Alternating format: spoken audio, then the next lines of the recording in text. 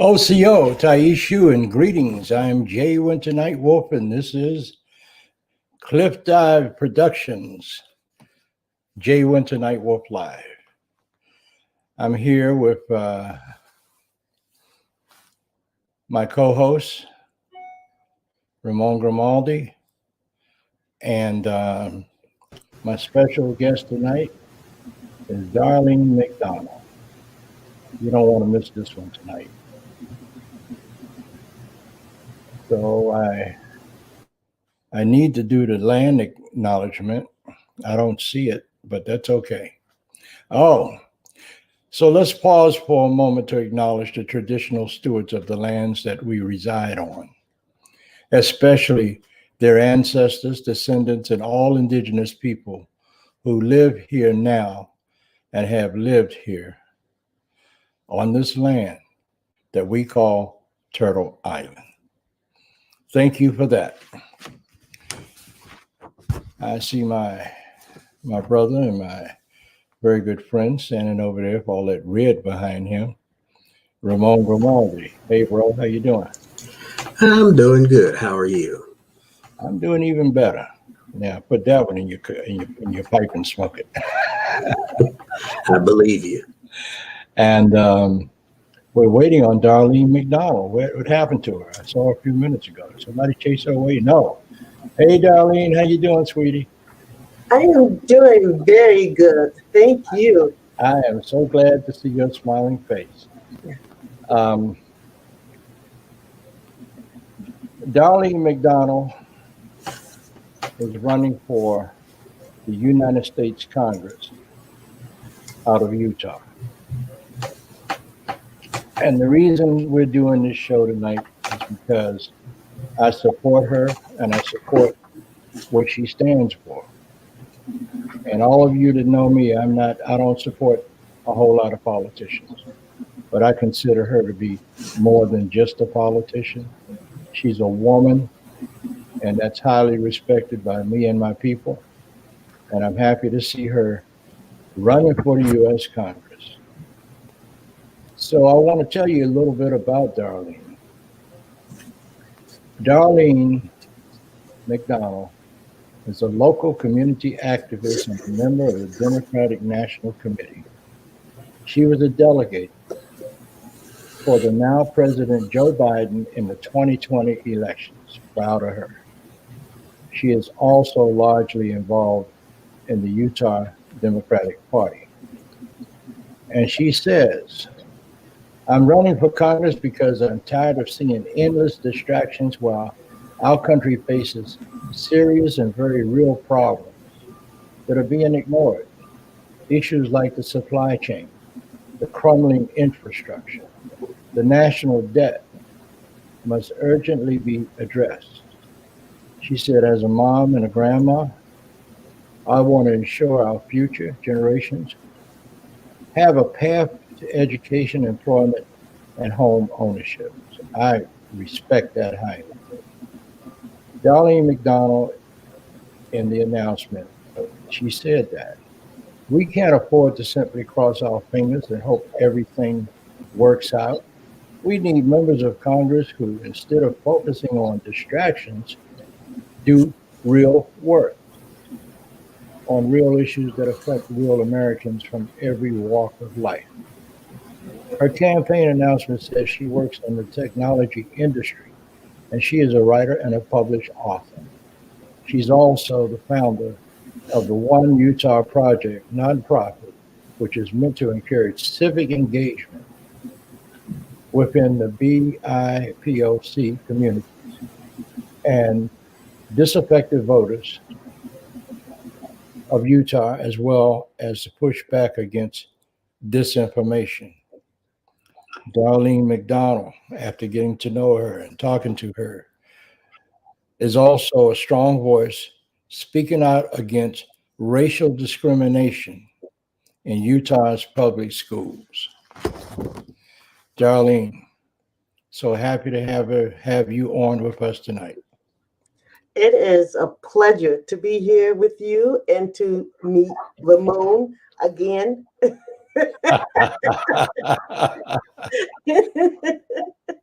Brother Ramon. Yes. I can't hear you, Ramon. Unmute. I am unmuted.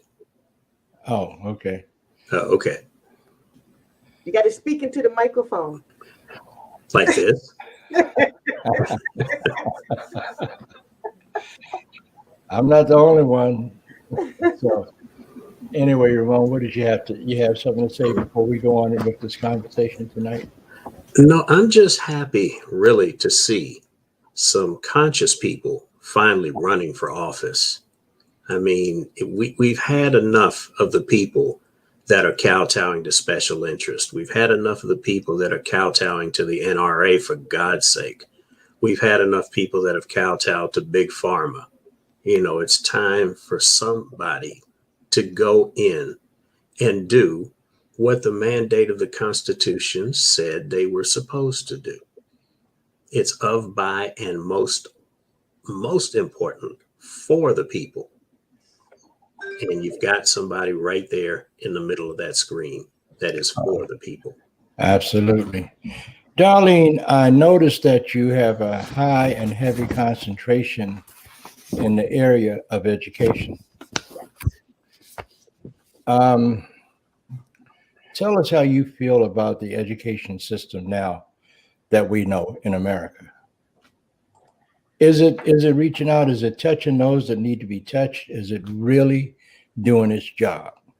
I'm going to say, because I was educated in the public school system, that we have some phenomenal teachers in our public school system that are not failing our students at all.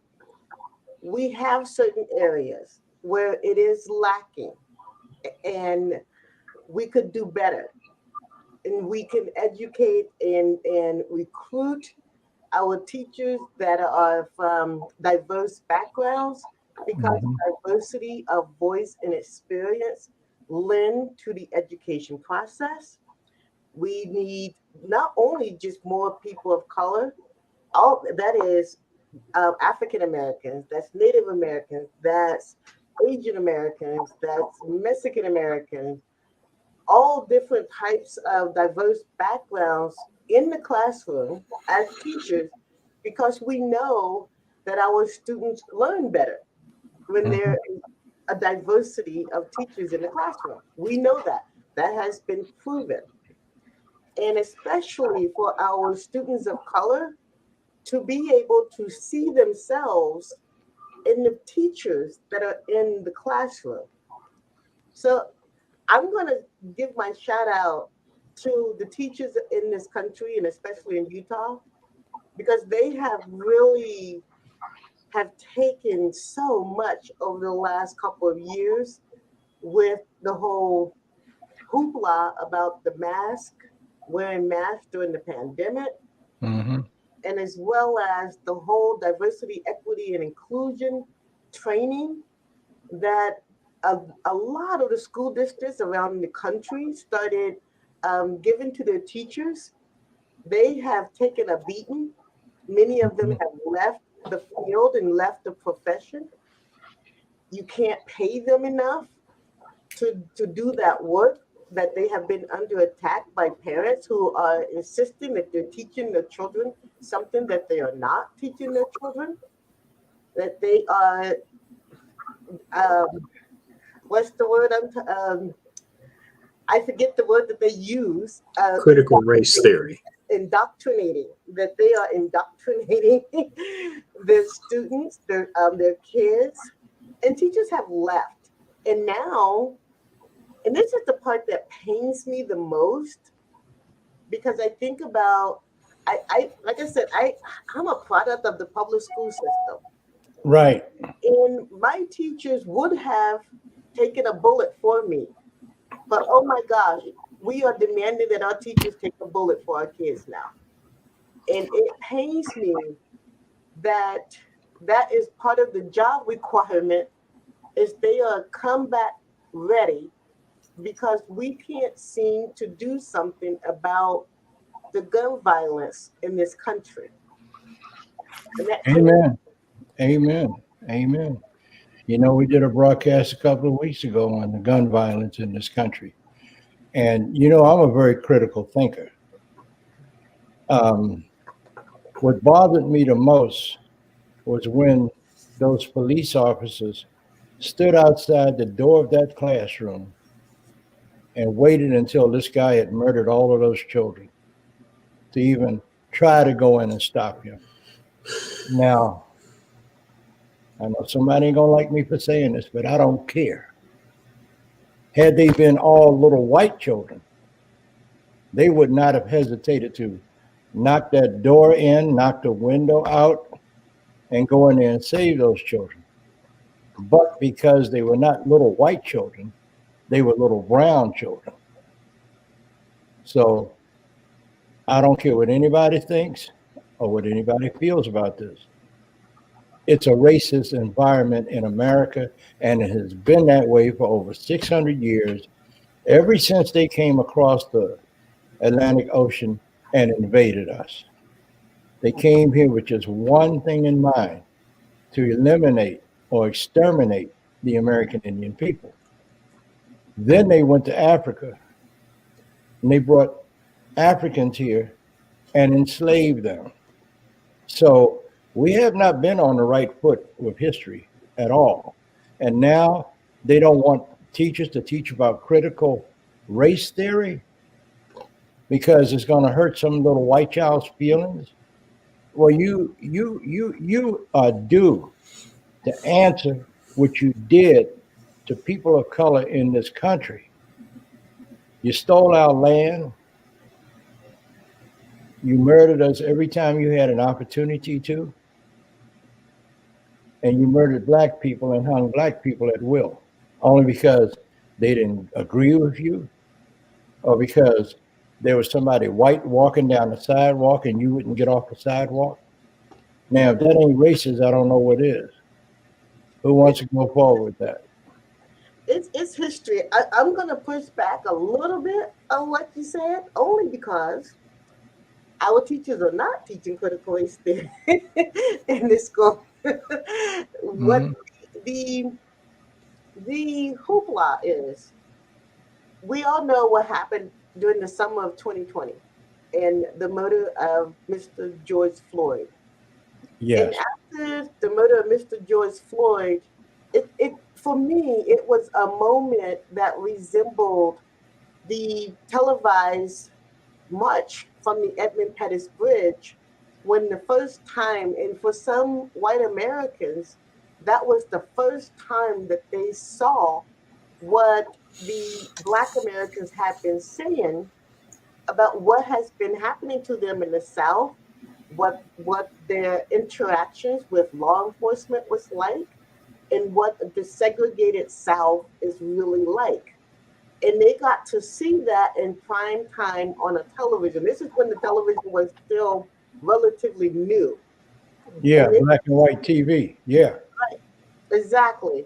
And they went, oh my goodness, this is for real. Yes, it is for real. And when we saw, and it's hard for me to get through this really, we watched a man die on our television. We watched George Floyd die. And you could not deny that. And the summer of 2020, and the late great John Lewis has said this, it was a multicultural, multi-generational coalition that took to the streets. It wasn't just Black people. I know. They took to all over the world. All over the world, they were marching for Black Lives Matter. And what happened to George Floyd? In countries and companies all over the United States especially started to say, okay, what can we do to make our internal environment here better, more diverse, more inclusive, more equitable for our workforce? And this started oh my goodness, the companies are being woke. They're woke. That's where that comes from. Right. So everything that became more inclusive, more diverse, they put it into this bucket, and I call it a bucket. Diversity, bucket. Anti-racism, bucket. Inclusion, bucket. And they call all of that critical race theory. Yes, but let me give my statement a little clarity. All white people are not bad, because I know a lot of good white people, and they're my friends. Just like all black people are not good. And the same with Native American people, Latino people, and every color under the sun. I remember what Dr. Martin Luther King said, "Do not judge me by the color of my skin, but by the content of my character." And I was there on the mall when he came to Washington, D.C., the day that happened. I was just a little boy, well, a young guy. I'm trying not to tell my age. Shut up, Ramon. But I'm sitting with my feet in the reflection pool, close to the stage where Dr. King gave his speech. And I'm watching, then all of a sudden I hear all these people coming back from behind the Lincoln Memorial. And I looked up, and that was Dr. King being escorted to the podium. Okay, as a little boy does, I jumped up and I ran over to him and I looked at him. He looked at me. I said, "You're Dr. Martin Luther King?" He said, "Yes, I am." He said, "And you're a little Native American boy?" I said, "Yes, sir." He said, "This march is not just for my black brothers and sisters, but it's for your people and people everywhere." And he reached out and shook his hand and gave me a hug. And I will never forget that, because that man had such an impact on my thinking and my development as I look at the human family. So I had to put that in there. Ramon, you're not saying anything. No, I'm politely waiting my turn. Okay. And Darlene, I've got to tell you, you mentioned how companies are now thinking about inclusion and things like that. And the way I looked at it is, how are we going to pay a little bit of lip service? How are we going to put a little bit of nail polish on these pig hooves just so it can look pretty for now, until this George Floyd thing dies down and we look like we're on the right side of history, until we can go back to where normal is? And that's what's going on. I mean, nobody's woke. I mean, they've been woke. They're woke to economics. They're woke to window dressing. They're woke to whatever it takes to keep my company where it is, the status quo, and get it to go higher. This is nothing that they're doing that is really, I'll tell you, it's not motivated by good conscience. I don't believe it, and I don't believe in it. My wife works in the IT field. I would love to say what international company she works for, but she loves her job so much, so I'm not going to get her fired. But they have this racial inclusion and racial sensitivity courses and all this kind of stuff. And they made her take them.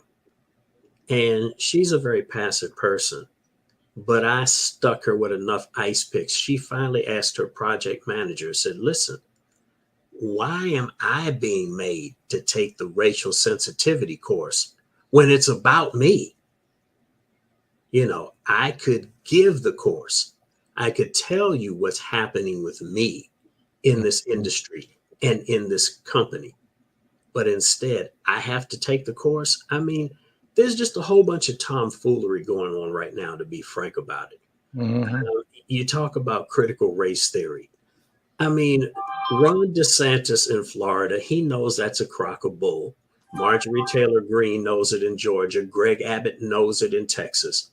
But Donald Trump has opened Pandora's box, and he has made it not only okay, but he has made it a politically expedient way to go about winning in politics, where you boondoggle things, you open up areas that aren't even true, just in order to get votes and pander to your base. I mean, let's think about it. With Ron DeSantis, the don't say gay and don't say anything in school that will embarrass or hurt white students or their parents. Now, their parents aren't in the daggone school, but we're worrying about it offending their parents. So if you think about it and you extrapolate a little bit farther in time, and then I'm finished, if Roots came out today like it came out in 1971, you would not be able to show Roots on ABC television in the state of Florida. And that's just a damn shame, because they want history their way. They don't want true history. They want it sanitized. They want it their way.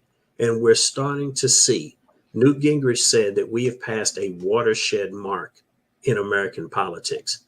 And that's one of the only things that I've heard him say that's true for a long time. Mm-hmm. He's right. And the watershed moment is truth means nothing. Real history means nothing. It's how you slant it, how you tell it. You know, that's the watershed moment, is the fact that now we are starting to be citizens of a totalitarian government and a totalitarian country. You said it. You said a mouthful there. Okay, Darlene, it's your turn.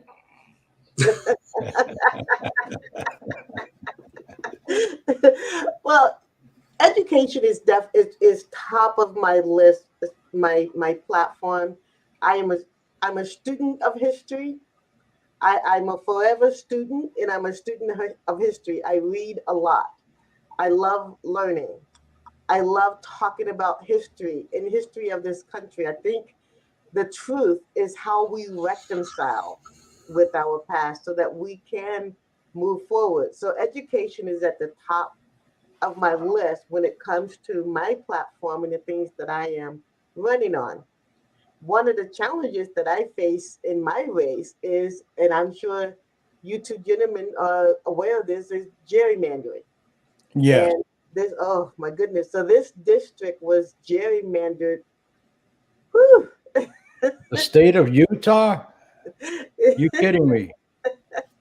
Yes. And it is, there are some moderate Republicans out there who are not happy with the direction of their own party. And the ultra MAGA radical far right candidate that I will be running against, he doesn't get a lot of the airplay as Marjorie Taylor Greene, but he is right there with her.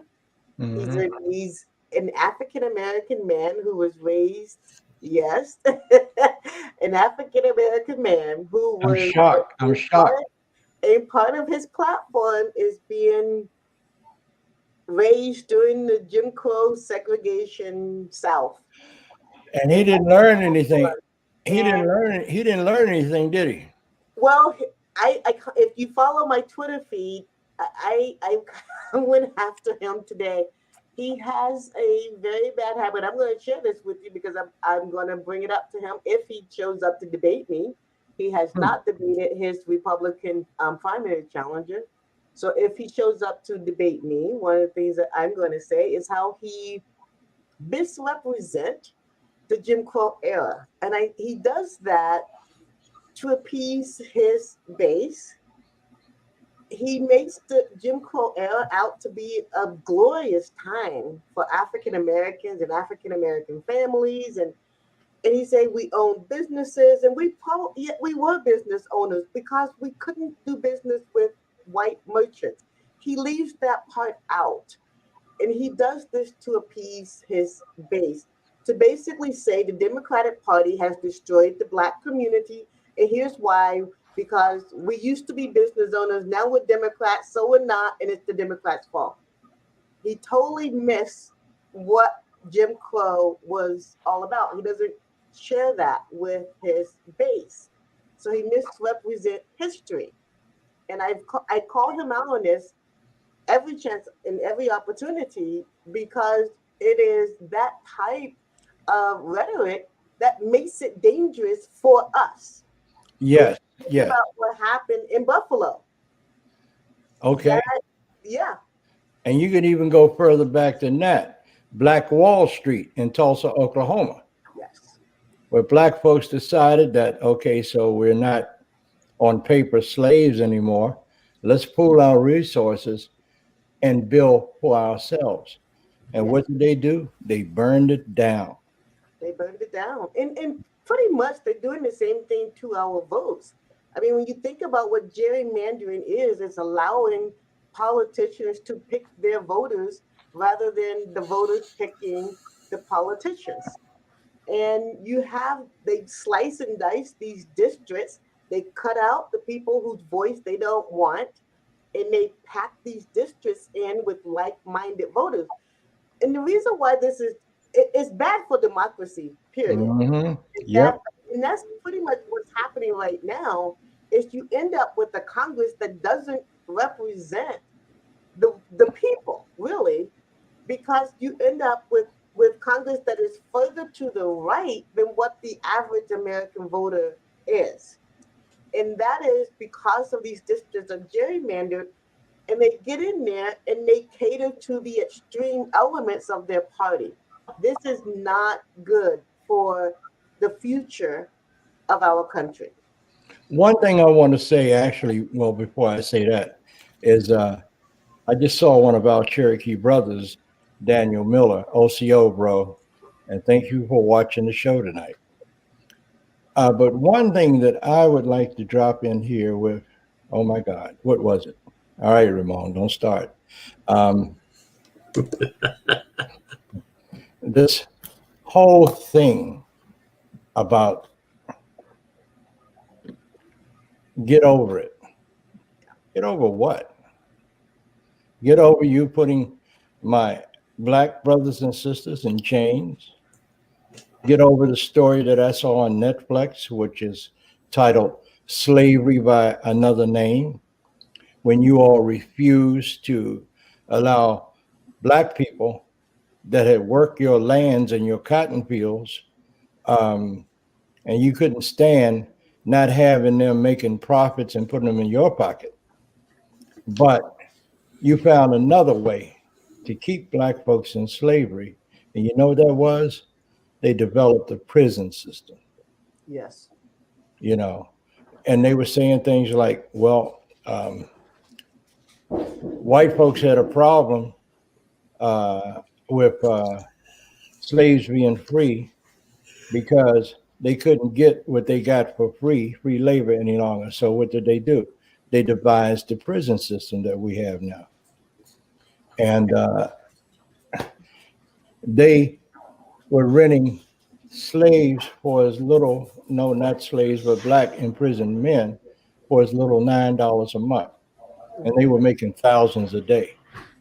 So if there is a lawsuit that should be put into place, is to sue their descendants that have profited off of the backs of black and Indian people that they had enslaved. They put them in prison, and they made all of this money, millions and millions and trillions of dollars since then. So why won't you share what you stole from us?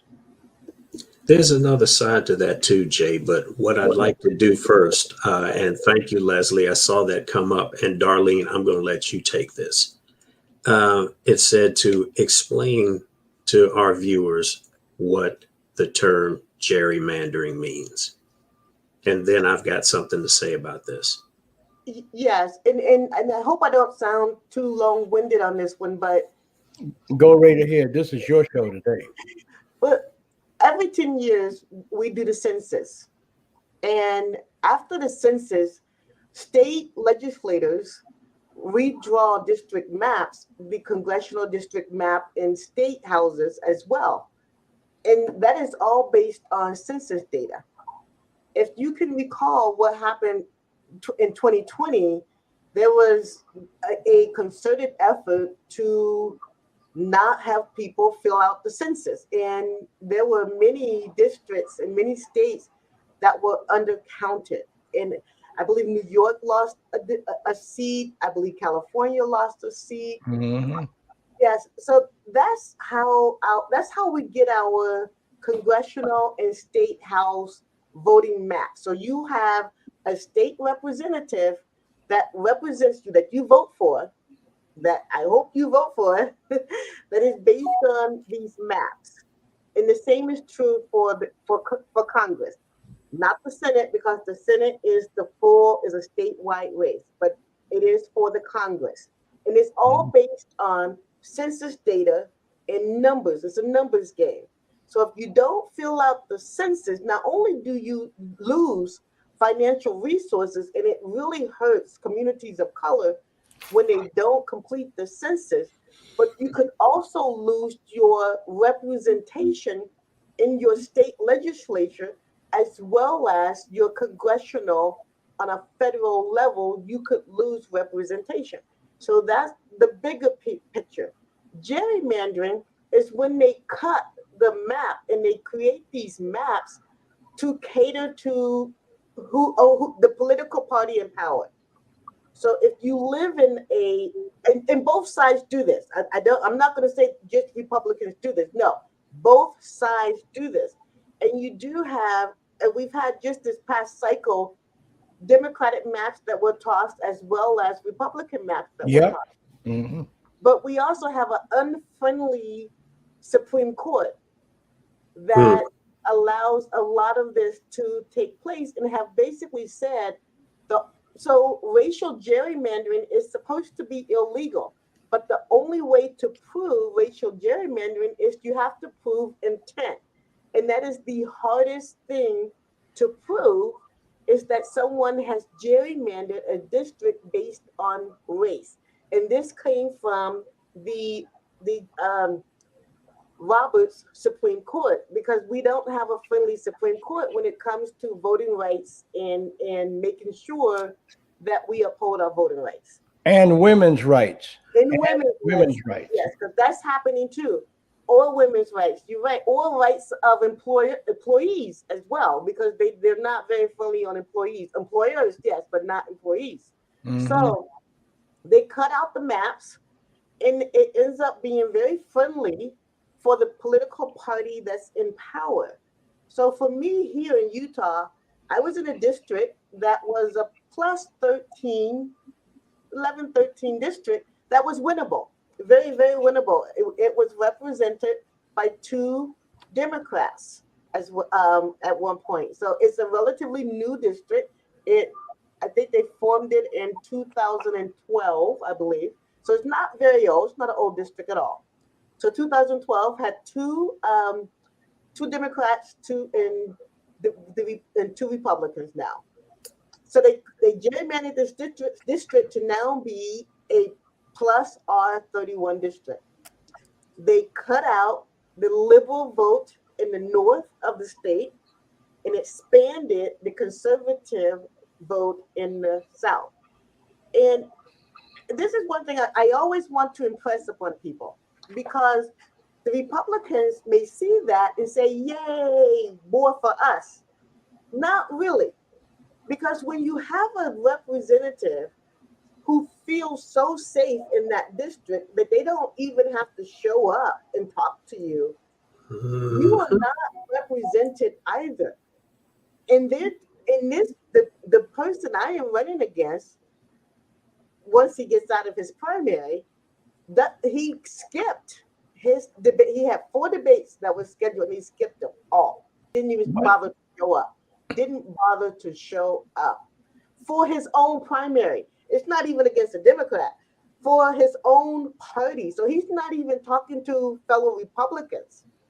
And that's what happens when you gerrymander a district so radically that the incumbent feels so safe that he doesn't even have to talk to his own people. And see that's something that I want to talk to you about, and I want to get to that before we lose this time. And it's really important because I've got a question for you. I'll be right back. I got to go let my dog out. Okay, give my niece a scratch for me. The thing that I see is the gentleman you said that had the opinions about Jim Crow, and as Jay was talking about, the get over it people. And I mean, I understand that.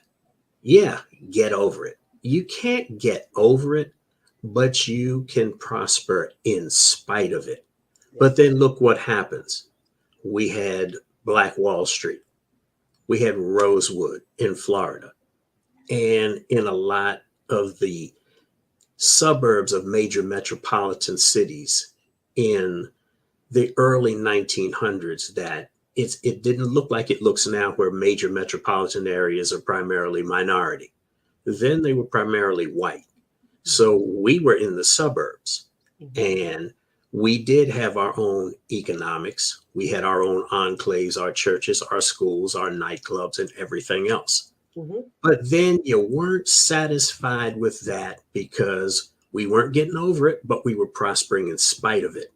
So you come and burn it down, you come and tear it up, or you come and buy it up and gentrify it, which is happening in DC right now. Yes, all And over. that's where the problem is for me. Now, I don't necessarily take issue with the gentleman when he says that the Democrats have not helped us be more independent. And I got to slap Joe Biden. I just have to, because what he said is how he feels and how he has felt since the early 70s. If you don't vote for me and you don't vote Democratic, you're not Black.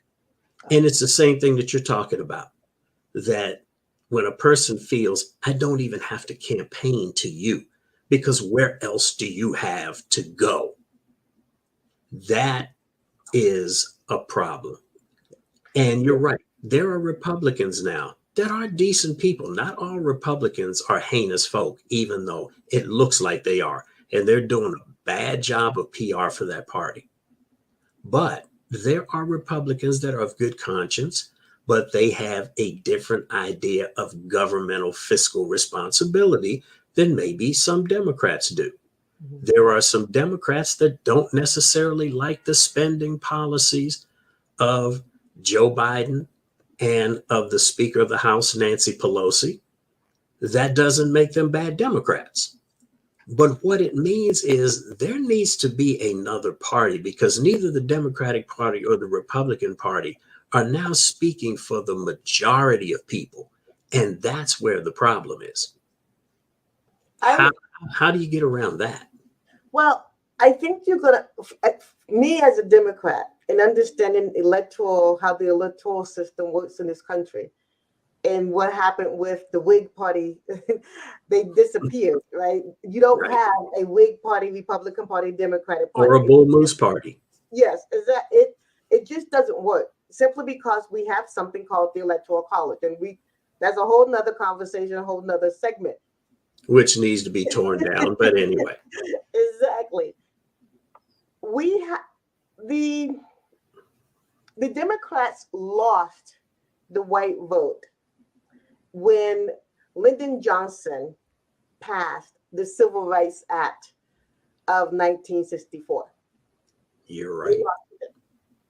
And what the Democratic Party, and I'm saying this as a Black Democrat, what the Democratic Party must understand about who their voters are. And the Democratic Party has been forever searching for that elusive vote, whether it's the white suburban women, whether it's white male. White women, white male have not, as a majority, have not voted for Democrats since 1964. It hasn't happened. When we talk about the working class are your people of color. When you're talking about, well, Joe Biden has a problem with the working class voter, be specific about that. Because Black working class voters, Hispanic working class voters, Native American working class voters are voting Democratic. if you're still trying to reach the voters who haven't voted for you since 1964, are you going to go back to an 1877 compromise and throw your black voters under the bus? So the Democratic Party is going to have their own come to Jesus moment about who their voters are. Well, they also need to have a come to Jesus moment about the fact that there is a large segment of the Democratic Party that is also racist. You can never get yourself straight. You can't get well until you can find out what your sickness is and how sick you are. Yes. That's how they can't get that party well. And as far as for Lyndon Johnson in 64, the last pen that he signed, he gave it to one of the leaders of the Democratic Party. And he said, I hate doing this. I hate signing this. He said, because I know that with the stroke of this pen that I'm now handing you, I am condemning my party for the next 100 years. And so far, he's been right. But the problem is, and it's not just Democrats, it's politicians in general in political parties. They look at segments and blocks of society as being monoliths. They think Black people are monolithic, and that's not true at all. We all don't think the same way. I mean, you weren't listening in the early 60s, were you? Where we weren't a monolith. We were not all, behind Dr. King. No. There were some of us that were behind Malcolm X. There were some of us that weren't behind either one of them because they were establishment, and we were behind people like Angela Davis and H. Rap Brown. We are not a monolith, and until you can understand that, but it's easier for you to think of it in monolithic terms. We're all the same, so we'll just give them this bone, and everybody will bite off of it. That's true. That is very true. And someone actually said, "Isn't the Jim Crow conversation just part of the rhetoric?" Yes, it is. It is. It's appeasing racists, basically. It is. You have a Black man saying the same thing about Black people that racist people say about Black people. And that's what it does. And it makes it extremely dangerous for our community. But don't you think it's eye-opening, though? I mean, really, because if you think about it, and you know what? I got to give Donald Trump credit for this. He put his finger on a pulse, and he said, let me ask you this. I'm feeling the pulse of the inner city. What has the Democratic Party done for you in the past 50 years? Are your inner cities better? Is your job rate better? Are your opportunities, is your education, is your healthcare system better? And truly, the answer to his question was no on each one of those. So you do have to blame. Agree with that. Well, the figures kind of agree with me, but I respect your right to disagree. I disagree. I believe, and you also, and this is the thing that I push back against.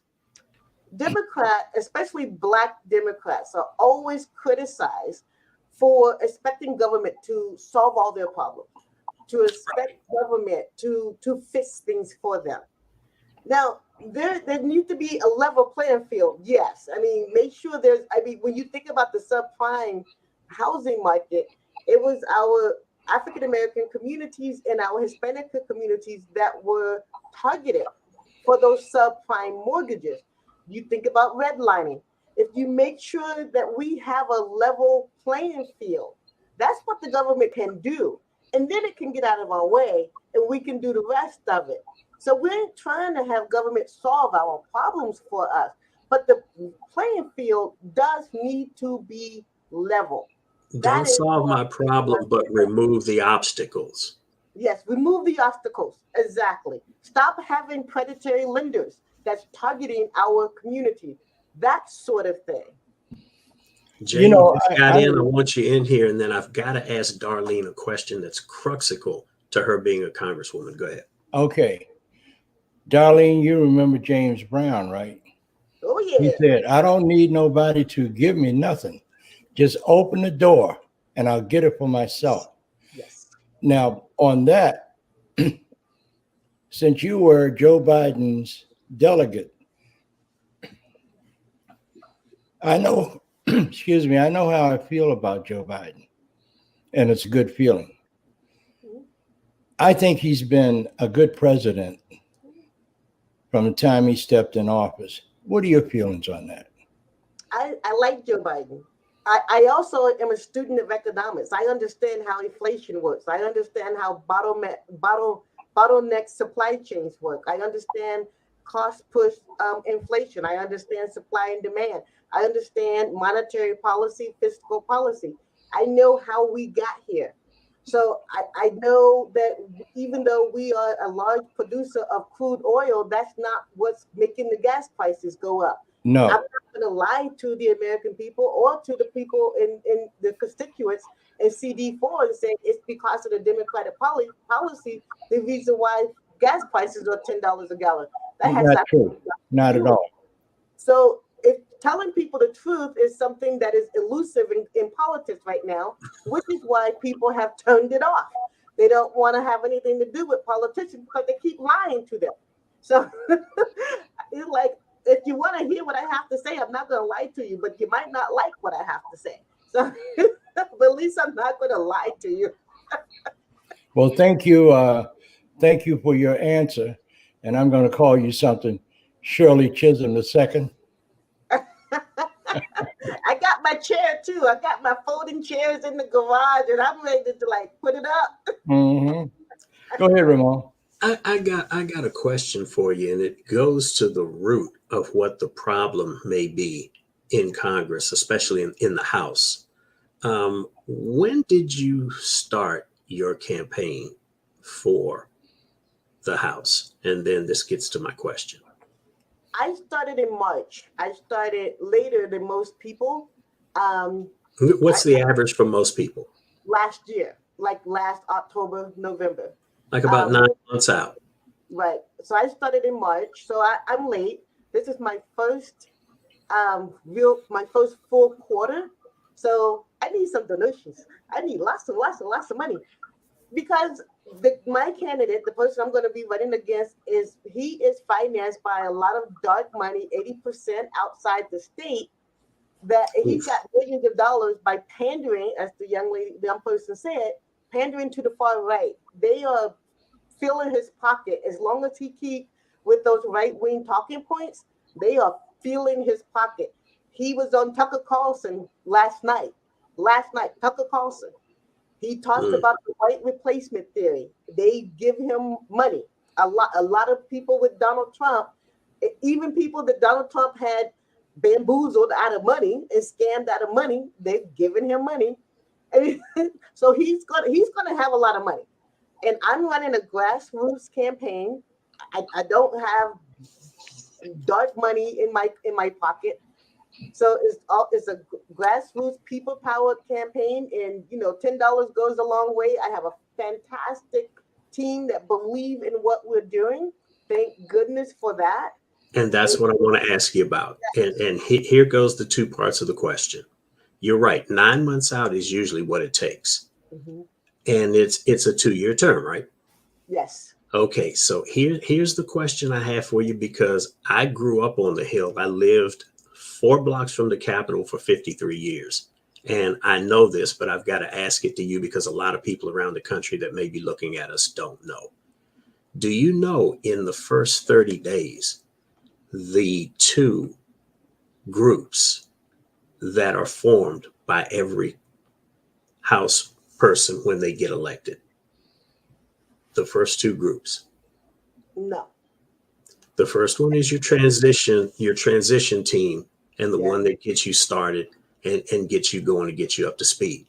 Yes. The second one in the first 30 days is your re-election committee. Yes. That's what's wrong with government today. You don't even get a chance to govern because the first thing you have to do is think about re-election. That just takes you totally out of the realm of being able to do the job that we put you there in the first place. So that's what's bad about it. Maybe it should be 4 years, so at least you get a year or 2 to be able to govern and think about us. But it's mechanically almost impossible for you to think about the needs of your constituents, because the minute you get in there, you have to think about, oh my God, I've only got a few months to try and get some money to get together to be reelected. I got to get a reelection committee. It doesn't give you a chance to govern. You're 100% correct. It needs to be reformed. I agree 100%. So if somebody, say like me, an everyday citizen, want to support you financially, how could they do that? The best way to do that is my website, which is votedarlene.com. I have a donate link there. You just click on the donate link, and like I said, any amount helps. For individual, the maximum is $2,900. For couples, it's $5,800 within the same household. That's $100, $50, as much as you can give. $4. We have this 4x4 campaign, 4 for the 4th. So because it's the 4th district, if you got $4, we'll take your $4. And spend it wisely. Yes. Okay, well, I will be sending you a contribution very shortly. Me too. Yep. Thank you. And I got some other friends out here that I told about you. I said, you need to meet my sister. Well, who's that? I said, she's going to be a congressional member real soon. What's her name? I said, Darlene McDonald. They said, wow, you know somebody that's running for Congress? I said, I've known a lot of people throughout the years that have run from Congress, but she is one that I trust. And she is one that I know will do the right thing for the people and by the people. Yeah, she's somebody I don't mind living in DC and being a neighbor of mine, because a lot of those 521 scoundrels I wouldn't want anywhere near me. But Jay, I'll tell you what, if people, and Darlene, I hope this was on your webpage, and Jay, I'm sorry I forgot to forward it to you, but I have to. You did a press release on Uvalde. Oh. That thing was crafted beautifully. It was a work of art. Is that on your Facebook page and your website? Yes. Well, people, I don't know please. if it's on my website, but it's on my page. Oh, people, please go and read that. You will know why to vote for Darlene McDonald if you just read that and nothing else. And if you want to have a real fighter in Congress, that's the woman right there. She reminds me so much of Shirley Chisholm. It's just phenomenal. And I will support you forever, Darlene. So let's see how much time we got. Where are we? 0. Okay. Okay. So I guess we got 10 more minutes. So Marina Hernandez, thank you. And she said, it's nice to see everyone again. So Marina, get out your checkbook, your credit card, and send Darlene some money so we can help her get to Congress. Because I know having her in Washington, D.C. is something you do not want to miss. Ramon? Indeed. And yeah, Miss Hernandez, good to see you. I haven't seen your face pop up in about 2 or 3 months. It's nice to see you again. Glad to see some of the old people coming in. And Marina says, okay, she's going to send you some money. She's giving you a thumbs up. So all of you other folks out there that know me, like Barry Lenore, the president of the United Black Fund, get your company checkbook out. Send this lady some money so that we can meet and greet her in person when she comes to the Congress after this election. And the plain and simple. Company can't send me any money. That will be illegal. Barry, get your personal checkbook out and send us some money. And the plain and simple fact is, if you finally want to put your money somewhere where you feel it's going to do some good in government, somebody that you don't have to say, God, why are they there? Why are they putting their hand on that book and swearing to anything? And you're from Texas, bless your heart. Mm-hmm. But if you want somebody in there that you can be proud that is in there representing you and knows that their heart feels like your heart and they're going to represent you properly, you're looking at the person on the screen. You'll finally have somebody that you feel good about them being there. that's actually going to get to Congress and do some work for the people, period. So, yeah, Darlene, we got about 5 minutes left. I'm going to let you have the floor. It's yours. Like you're standing on the floor of Congress. Get them. Jay and Ramon, I just can't thank you enough for extending your family to me. You have called me your sister. I take that to heart, and you are my brothers. I thank you 100% for allowing me to have this moment on your show. And you are right. We need people in Congress who actually want to do the work for the American people and want to do the work for their constituents to solve the problems. We have some big problems to solve. And instead of taking advantage of crises around the country for political gain, we can actually work to solve issues like our immigration problem. We have a climate change problem. Climate change is happening. It is real, and we must prepare now so that our children and our grandchildren can have a future on this planet. It is real. It is happening now. It's not a thing in the future. We must also do something about he said, our prison industrial complex. Yes, our prison system is used to fund more slavery. It is actually in the 13th Amendment of the Constitution. We must do something about our incarceration rate. We incarcerate more people here in this country than any place else in the world. In gun violence, it is not okay that our children have to take active shooter drills because we refuse to do something about the proliferation of guns in this country. There are common sense solutions that we can get to together, that we are not having our children shot up in school and our grandparents shot at a grocery store shopping. Together we can come as Americans and as Utahns. I'm running for the 4th Congressional District in Utah and solve problems. And I hope to be your representative in Congress. And if you don't live in Utah, it is okay, because we are in this together, out of many, one, as they say, because it takes all of us. It takes all of us. Thank you so much, Darlene. I really appreciate you being on this broadcast with me and Ramon. And I can't wait to see you climb that ladder. And on election day, they say, Darlene McDonald has won this district and she's going to Washington. And I can't wait for you to come to Washington. I'm calling you. All right. I'm asking now for tickets to be in the gallery when you're sworn in. Oh, you got it. And for God's sake, people, please support this woman. Please, for God's sake. This is what we need in this country now. We're at a crucial time in history. We're either going to save this country or we're going to lose it. And you're looking at a person who can start to save it. That's right. I'm going to be in the press gallery. Yeah, so thank you so much, Darlene. You know I love you. I love you too, Ramon.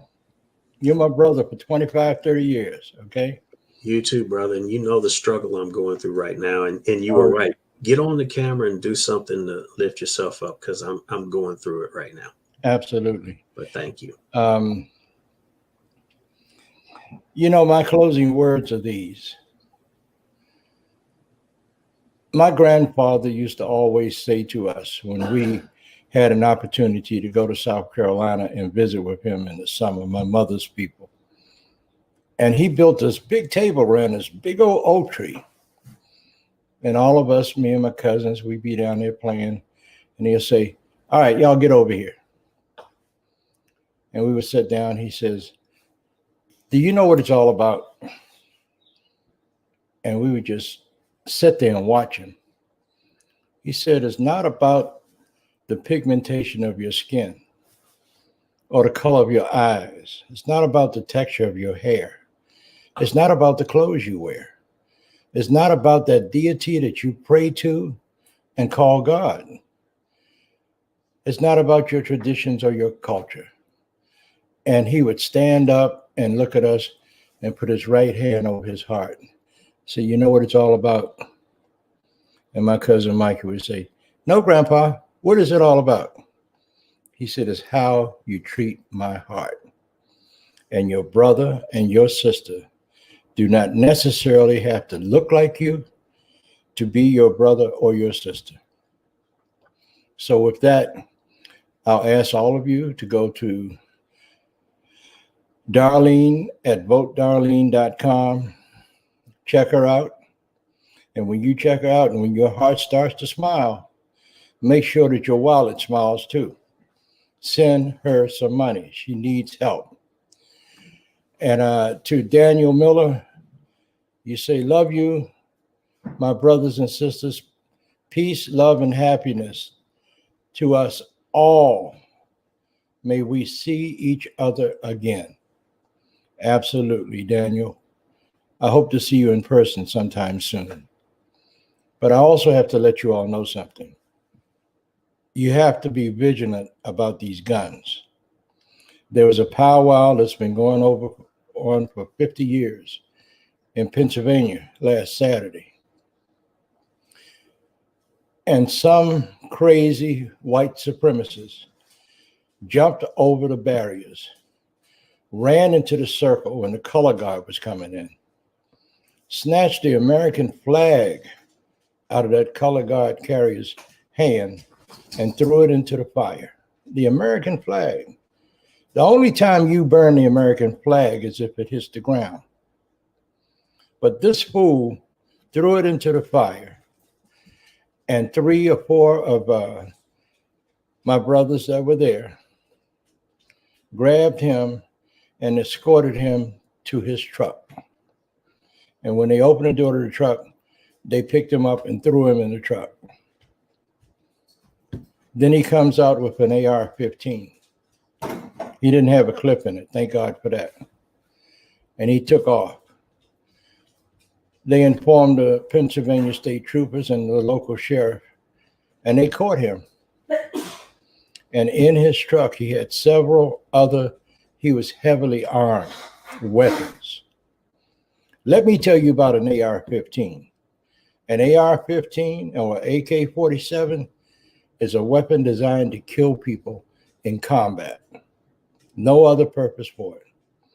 Nobody except the military and the police, especially the police SWAT teams, should have possession of that weapon.